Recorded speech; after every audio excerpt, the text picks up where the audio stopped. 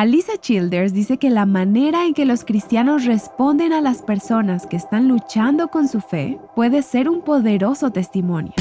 Rompe los estereotipos de lo que la gente piensa de los cristianos, que son personas impulsivas para responder y temerosas, que tienen demasiado miedo a cuestionar.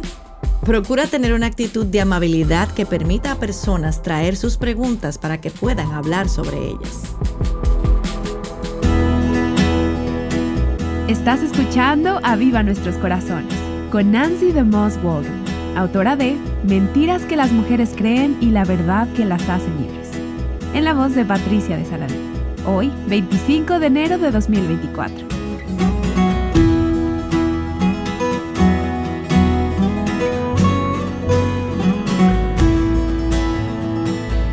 Cuando amigos o familiares que creías cristianos te dicen que ya no saben lo que creen sobre Dios o sobre la Biblia, ¿cómo les respondes? Alisa Childers ha estado con nosotras los últimos 2 días hablando junto a Dana Gresh sobre algunas de las tendencias populares que se están dando entre quienes profesan ser creyentes. Movimientos como la deconstrucción y el cristianismo progresista. Si aún no has escuchado hablar de estos temas, pronto lo harás. Otros a tu alrededor están enfrentándose a estas formas de pensar. Y si te perdiste los últimos 2 episodios, puedes ponerte al día en la aplicación de Aviva Nuestros Corazones o en la sección de podcast en nuestro sitio web avivanuestroscorazones.com. Hoy, Alisa nos da algunas ideas sobre cómo podemos relacionarnos con quienes dudan de su fe de una manera amable y a la vez eficaz. Aquí está Dana para iniciar la conversación. Bienvenida una vez más, Alisa. Gracias, es bueno estar otra vez con ustedes. Estar contigo durante esta semana ha sido muy agradable. Me has animado mucho y has respondido a tantas preguntas que tengo sobre el cristianismo progresista, sobre el deconstruccionismo y sobre cómo responder a los que están en el proceso de hacerlo. Si alguna de ustedes que nos escuchan hoy se perdió los últimos 2 episodios con Alisa, tienen que escucharlos. Hace un par de días conocimos su testimonio y ayer nos habló de cómo debemos responder cuando amigos o familiares que amamos comienzan a deconstruir su fe. Probablemente no es lo que quisieras escuchar, pero es lo que necesitas escuchar. Y hoy vamos a hablar de cómo tratar con ellos. Alisa, ¿puedes definir la deconstrucción y el cristianismo progresista muy brevemente para las oyentes que se perdieron los episodios anteriores? Claro, la deconstrucción es más bien como un medio. La deconstrucción es el proceso que están experimentando muchas personas que crecieron en la iglesia.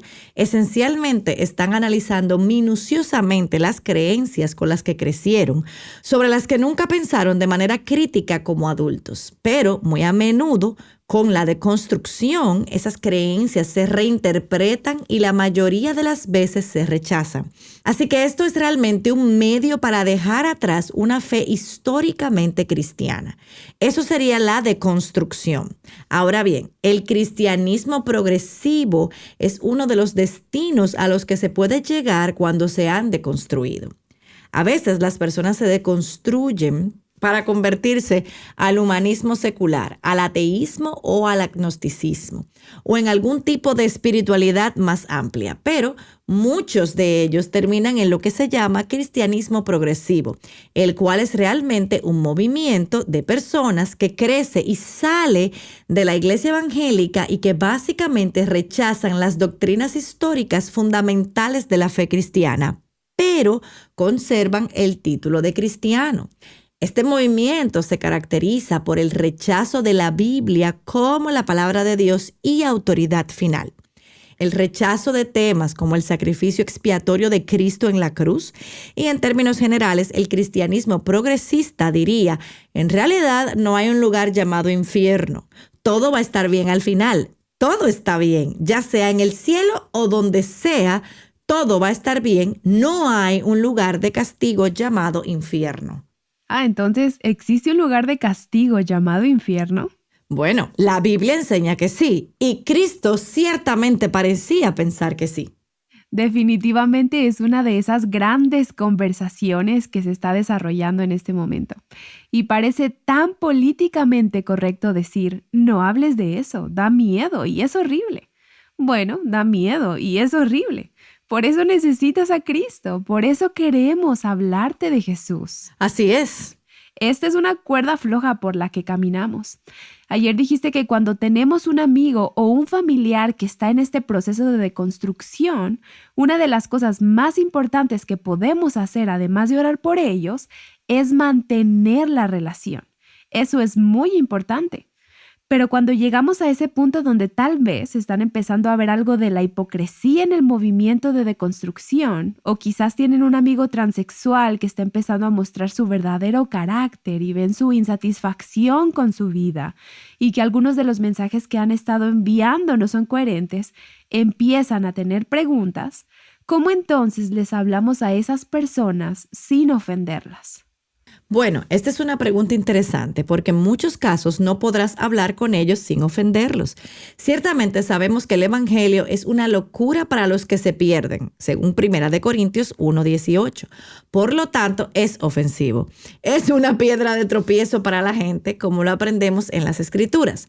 Sabemos que ese es el caso, pero que hay una diferencia entre dar un mensaje que ofende a la persona porque simplemente no le gusta el mensaje, que en realidad sucede porque a la persona no le gusta Dios, no le gustan sus caminos, no le gusta lo que Él ha revelado. Eso es una cosa y estoy perfectamente dispuesta a ser ofensiva si es por el mensaje. Pero no deberíamos ser ofensivas porque seamos necias o algo así. Creo que hay que hacer una distinción porque como cristianas tenemos que estar dispuestas a entregar un mensaje que sabemos no va a ser recibido sin ofender, pero no tenemos que ser ofensivas al hacerlo. Pablo escribió en una de sus cartas a la iglesia de Corinto, en 1 Corintios, capítulo 1, versículos 22 al 23, porque en verdad los judíos piden señales y los griegos buscan sabiduría. Pero nosotros predicamos a Cristo crucificado, piedra de tropiezo para los judíos y necedad para los gentiles. Es de esperar que este mensaje suene duro para algunos y locura para otros. ¿Cómo entonces lo hacemos de forma tal que escojamos las batallas correctas y no los ofendamos de manera innecesaria para que sigamos manteniendo esa relación? Ayer nos dijiste que eso era muy importante y también atraerlos a la verdad de la cruz. Sí, esa es una gran pregunta, por supuesto. Con cada situación individual, con cada relación individual, esto va a verse un poco diferente. Creo que es importante analizar la situación para decir, bueno, ¿quién es esta persona en mi vida? ¿Es alguien con quien tengo una relación cercana? ¿Es alguien con quien hablo mucho en este momento? O tal vez sea Susi del grupo pequeño, a quien apenas le he dicho 3 palabras. Pero entonces veo un par de publicaciones en Facebook o en Instagram y de repente quiero invitar a Susi a tomar un café. Y Susi sabe lo que pasará en esa cita. Creo que hay sabiduría que podemos aplicar en cada caso y creo que también se necesita algo de diagnóstico para decir, ¿esta persona es receptiva a lo que tengo que decir? Porque hay personas que no quieren escucharlo, ya no quieren escuchar tu cuento cristiano. Creo que incluso hay algún precedente bíblico en el que Jesús le dijo a los discípulos, cualquiera que no los reciba ni oiga sus palabras al salir de esa casa o de esa ciudad, sacudan el polvo de sus pies. Esto está en Mateo 10:14. Así que creo que también hay una aplicación para eso. Y pienso que hay formas de hacer preguntas a las personas con las que nos relacionamos en nuestras vidas. Creo que una pregunta muy poderosa para hacerle a alguien es, ayúdame a entender. Esto es algo que el Dr. Jeff Myers de Summit Ministry siempre habla. Es una pregunta poderosa. Ayúdame a entender tu punto de vista. Realmente quiero saber, quiero entenderte y, por amor a ti, quiero escuchar lo que sientes al respecto. Y esa es otra gran pregunta. Cuando alguien dice algo como, bueno, creo que la Biblia es abusiva o creo que la Biblia es opresiva. Haz preguntas aclaratorias para asegurarte de que todos estamos definiendo las palabras de la misma manera. Esto es increíblemente poderoso. ¿Qué quieres decir con opresiva? ¿Qué hay en la Biblia que te parece opresivo? Al hacer preguntas como esas, se puede llevar una buena conversación sin que se vuelva hostil. Hay maneras de hacer preguntas. Cristo hizo muchas preguntas en conversaciones con la gente para guiarlos a ciertas conclusiones. Podemos utilizar las preguntas de una manera poderosa. Incluso respondiendo preguntas con preguntas. Así es, creo que hay un buen precedente para decir, ¿qué es lo que encuentras opresivo en la Biblia? ¿Podemos hablar de eso? Y si algo sale a colación, bueno, ¿qué hay de eso que te parece abusivo? O ¿cómo defines eso? Solo haz preguntas sinceras y curiosas. Como dice Greg Koch en su libro Tácticas, se puede poner una piedrecita en el zapato de la persona. De hecho, incluso una vez se levantó para hablar y dijo, no estoy aquí para hacerte cambiar de opinión, pero sí para incomodarte si puedo, dirigiéndose a audiencias hostiles. Sí, dices un par de cosas que son muy importantes. Una de ellas es que hay que cuidar la relación. Mi esposo habla mucho en términos de depósitos emocionales. Cuando estamos trabajando con alguien cuya fe es frágil o está luchando con un pecado, muchas veces nos consultamos mutuamente. Y yo le digo, Bob, ¿has hecho suficientes depósitos emocionales en su corazón para hacerle esa pregunta? Y él me pregunta lo mismo. Tenemos que asegurarnos de que hay suficiente en su corazón para poder hacer un retiro que sea duro y pesado. Eso forma parte de esta conversación. Reconocerán que somos cristianos por nuestro amor, según nos enseña Juan 13:35.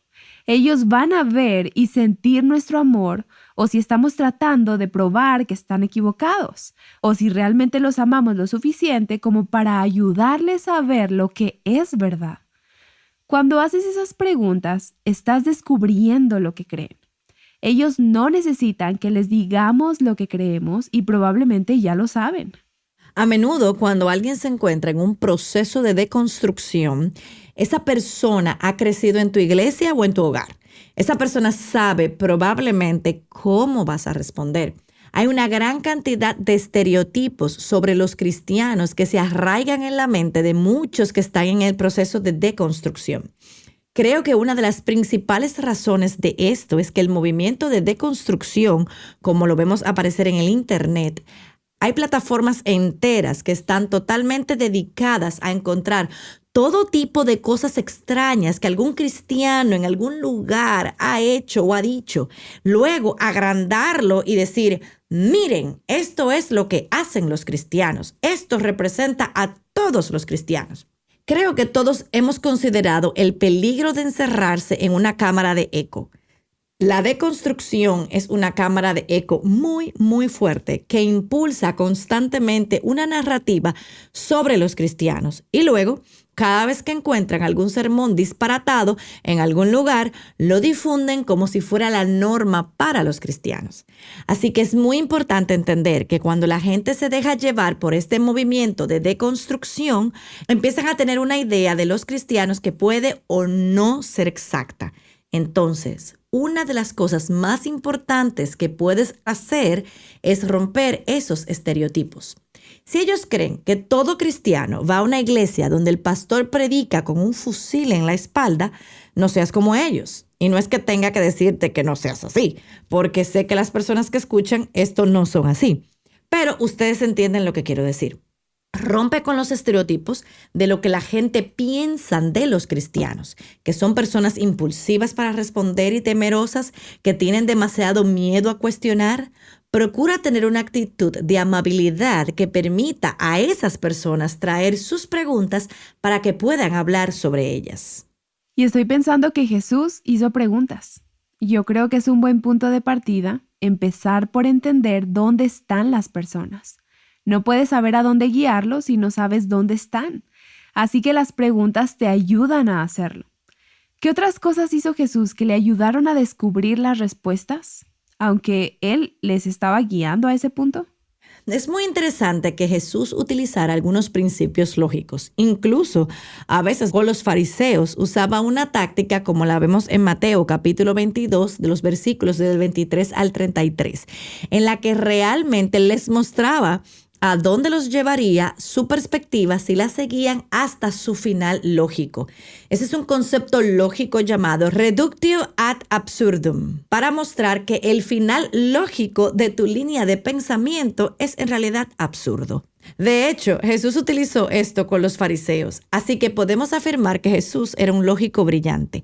Era un conversador brillante en cuanto a exponer los motivos reales de la gente. Él era tan brillante en cuanto a eso. Creo que si pudiéramos incluso estudiar la forma en la que él lo hacía, podríamos aprender mucho sobre cómo revelar las motivaciones que las personas pueden tener. Hablamos de lo que se conoce como la pregunta detrás de la pregunta. Cuando la gente venía a Jesús y le hacía una pregunta, siempre había una pregunta detrás de la pregunta. Y creo que vemos lo mismo. Entonces, si alguien viene a ti diciendo, bueno, ¿qué hay de la Biblia? ¿Es realmente confiable? ¿Es esa realmente la pregunta? ¿Están hablando honestamente si la Biblia es confiable o ya han decidido que no lo es? Y hay una pregunta detrás de la pregunta. ¿Qué tal si pudiéramos averiguar lo que hay en el fondo con algunas preguntas creativas como ¿por qué crees que la Biblia no es confiable? ¿Qué es lo que...? Y tal vez puedas llegar a entender un poco mejor de dónde viene esto. Recuerdo haber tenido una discusión con alguien que seguía haciendo la misma pregunta sobre la fiabilidad del Nuevo Testamento. Y yo seguía respondiendo a esa pregunta. Entonces, esta persona seguía reformulándola. Finalmente quedó muy claro para mí. No creo que esta sea la verdadera pregunta. Hay algo más detrás de eso. Y cuando finalmente llegué al fondo del asunto, esta persona había sido persuadida de que la Biblia fue escrita por un grupo de machistas que escribieron las escrituras para controlar a las mujeres. Ahora bien, una vez que supe que esa era la pregunta detrás de la pregunta, pudimos indagar en ella con un poco más de precisión. Y creo que es una pregunta que surge mucho con las mujeres jóvenes a las que aconsejo. No les gusta cómo en su percepción de la Biblia se trata a las mujeres, se considera a las mujeres y se habla de las mujeres. Así que cuando esa es la objeción, ¿a dónde recurres? ¿De qué hablas? Bueno, esa es una de mis objeciones favoritas porque yo lo veo tan diferente. Si lees muchos de los textos antiguos del cercano Oriente de la misma época, de hecho, tengo un libro que es una recopilación de ellos, lo que vas a encontrar es que las mujeres no son solo muy menospreciadas y degradadas en las culturas de alrededor, sino que encuentras que es absoluta y asombrosamente único en la Biblia hebrea lo exaltadas que son las mujeres desde el principio. En esas culturas tienes toda la raza humana, pero especialmente las mujeres siendo creadas mucho menos valiosas que otras partes de la creación. A menudo creadas como razas esclavas o como personas creadas básicamente para asegurarse de que los dioses tengan todo lo que necesitan. Pero entonces llega la Biblia hebrea diciendo: no solo los seres humanos están hechos únicamente a la imagen de un Dios, el Dios monoteísta, sino que las mujeres están diferenciadas porque hay varón y hembra. A su imagen los creó. Dice la Biblia hebrea. Esto era asombrosamente único en aquella cultura. Así que desde el principio la Biblia pone a hombres y mujeres exactamente al mismo nivel en lo que se refiere a su dignidad, valor y estima. Pero luego tenemos la caída. Se produce una caída en la que el hombre y la mujer deciden rebelarse contra Dios. Ahora bien, creo que incluso antes de la caída vemos que hay un orden en la creación. Adán fue creado primero y luego Eva. Y Eva fue creada como ayuda de Adán. Pero tenemos que entender lo que significan estas palabras. Creo que en nuestro contexto moderno pensamos, bueno, Eva fue creada como ayudante. ¿Qué era ella? ¿Una sirvienta glorificada o una niñera o algo así?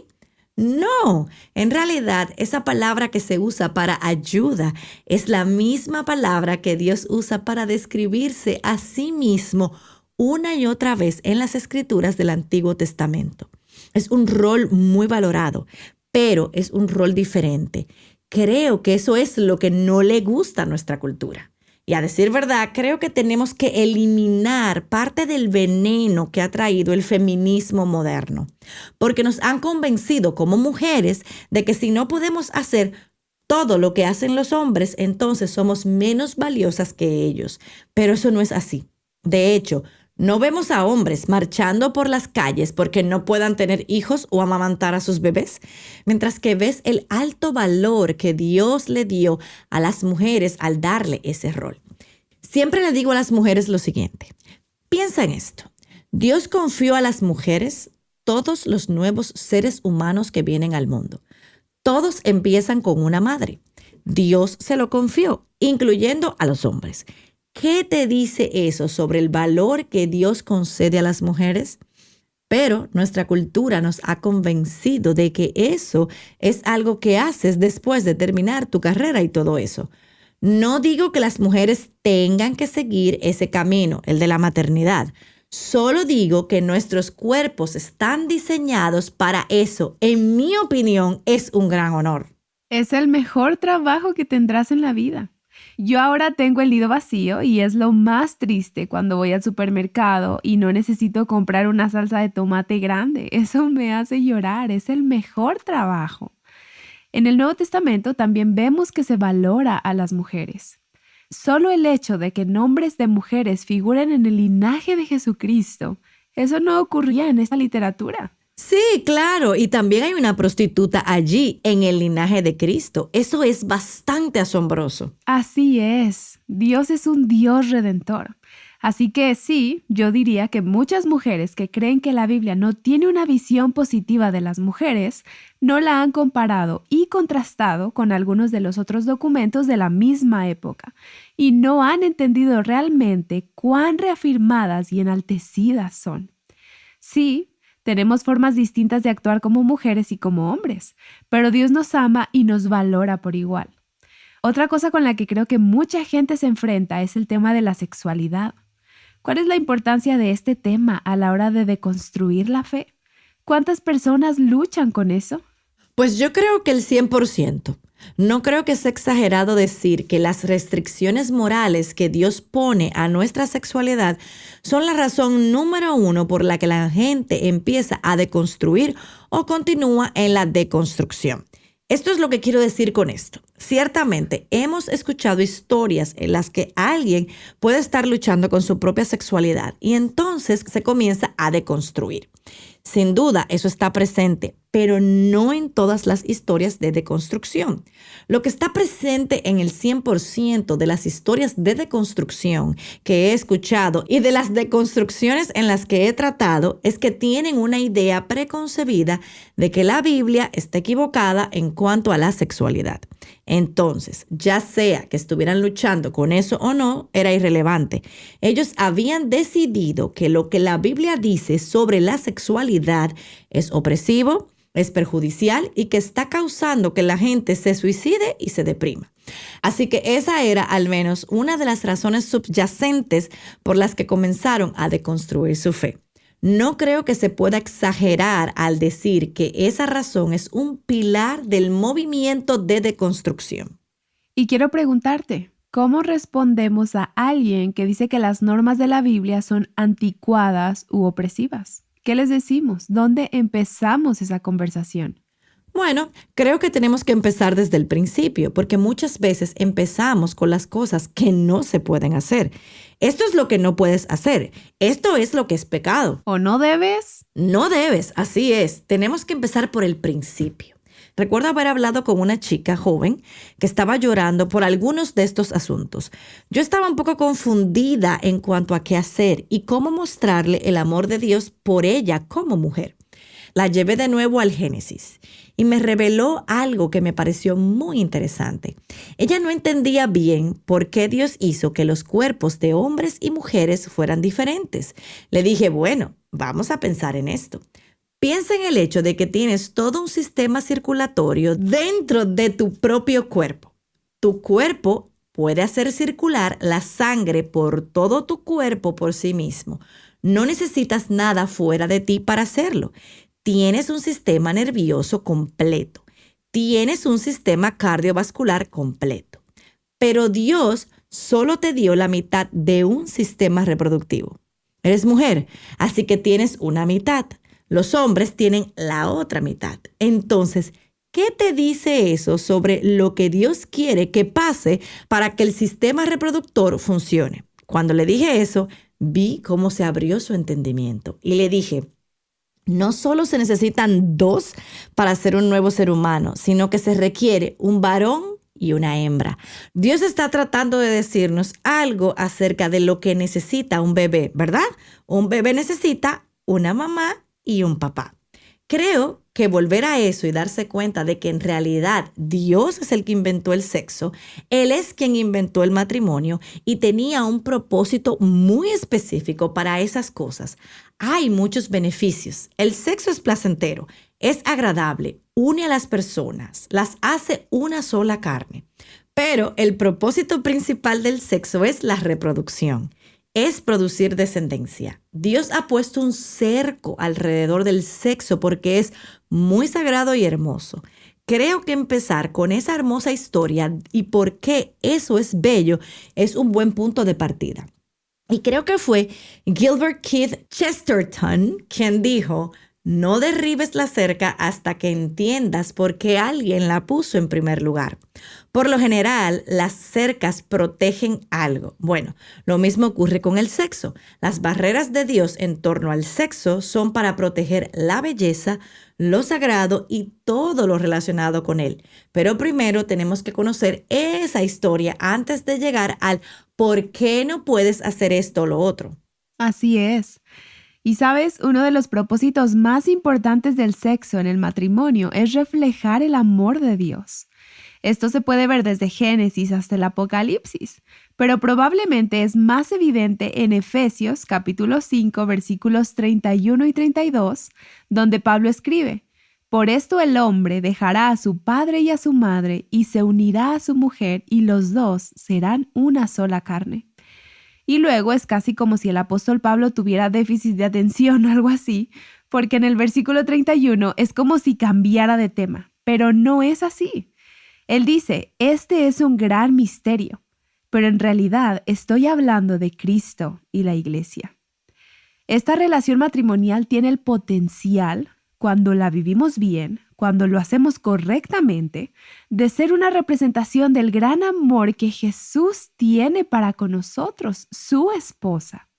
Y creo que Él no decidió simplemente, hagamos que el matrimonio sea una imagen de mí.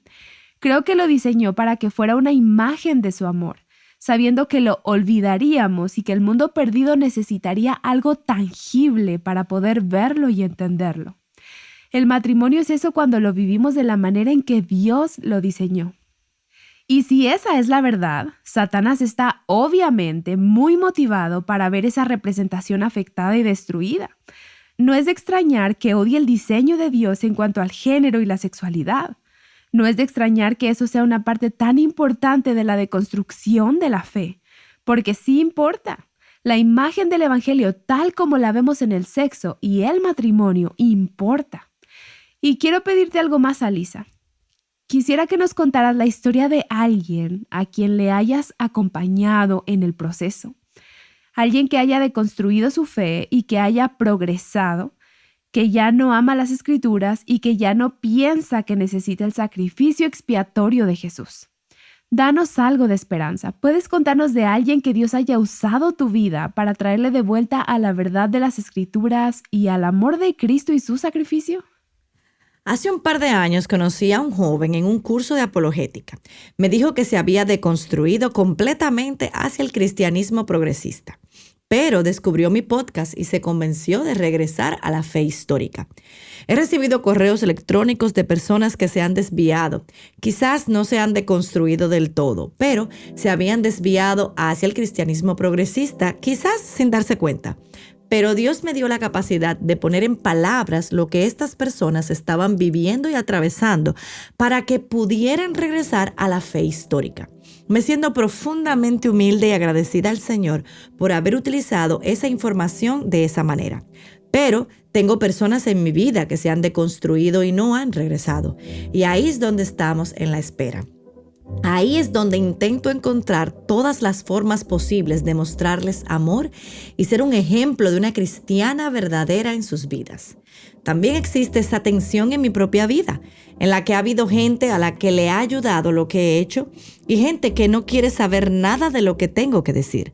Espero que esto sirva de consuelo a las personas que pueden estar escuchando, que tengan ese tipo de tensión en su propia vida. Quizás haya gente en la que tengas mucha esperanza, pero hay otras de las que piensas, ¿esto va a cambiar alguna vez? Esta es la esperanza que me gustaría dejarles. Realmente no creo que hayamos visto el final de esta historia. Estamos viendo a muchas personas deconstruirse del cristianismo histórico, pero Dios no ha terminado con todos ellos. Creo que estamos empezando a ver historias de personas que llegan al fondo del movimiento de deconstrucción o llegan al fondo del cristianismo progresista, el cual no tienen nada significativo que ofrecerles, pero sí mucho que robarles. Y dicen, espera un momento, tal vez reaccioné demasiado rápido. He visto a varias personas en mi propia esfera regresar cuando llegaron al fondo de todo eso. No había nada significativo o bello que poner en el lugar de todo lo que había sido derribado. Espero que hayas recibido una nueva infusión de esperanza hoy al escuchar esta conversación con Alisa Childers y Dana Gresh. Ellas regresarán en unos momentos, pero permíteme decir primero que Alisa tiene muchos recursos realmente útiles para aquellos que están debatiendo sobre su fe, sobre si realmente creen en la palabra de Dios y en el carácter de Dios. Alisa tiene un podcast y también tiene un libro que profundiza en lo que hemos estado hablando estos últimos días. Se titula en inglés Another Gospel. En español sería Otro Evangelio, pero el libro se encuentra solamente disponible en inglés. Y antes de despedirnos, Dana y Alisa concluirán con una oración. Bueno, Alisa, gracias por estar con nosotras. Sé que probablemente hay una madre o una abuela escuchando en este momento cuyo corazón está realmente cargado. Humedece la almohada con sus lágrimas muchas noches. Está preocupada por un hijo o por un nieto. Probablemente hay amigos que simplemente no saben cómo hablar con sus amigos que se están deconstruyendo. ¿Podrías orar por ellas? Claro que sí. Padre, levantamos a ti a cada persona que está escuchando este podcast, que ha clamado a ti en tiempos oscuros, con lágrimas, confusión y desesperanza por lo que están viviendo en sus vidas. Tal vez sean hijos adultos o sean niños pequeños. Quizás sean madres de niños pequeños que han escuchado todas estas cosas. No saben qué pensar y se preguntan si lo que sus padres les dicen es cierto o no. Padre, sabemos que tenemos la gran esperanza de vivir y permanecer en ti. Hemos probado y visto y sabemos que tú eres real, que tú eres verdadero y que el cristianismo es la mejor explicación de la realidad. Te pido, Señor, que podamos tener paz.